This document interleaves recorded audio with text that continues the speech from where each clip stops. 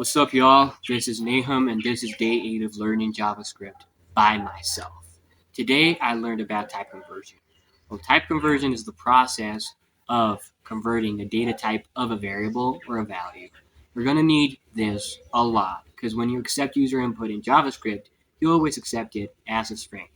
Well, I might be wrong, but as far as I know, that is the truth.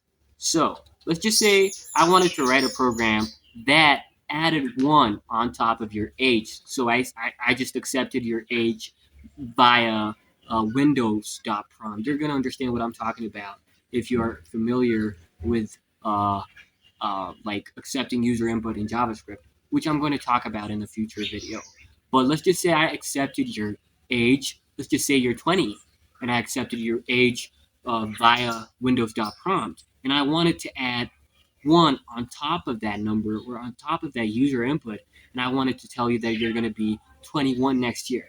If I'm accepting your age as a string, which of course I'm going to, because every user input you accept, if you don't do any type of type conversion, you're going to accept it as a string. So after I do that, if I wanted to add 1 on top of that, the math won't math.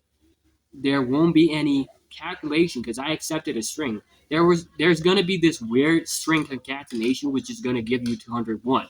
And you're not that old, and we both know that. So let's just make use of what we just learned. Let's just use type conversion to add and do actual math on top of a user input.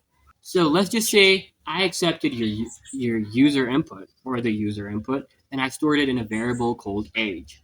I wanted to add 1 on top of, or 1 to that age. So I'm going to use this keyword. So I stored the user input I accepted in a variable called age, and I wanted to do arithmetic operation, just like addition, to it.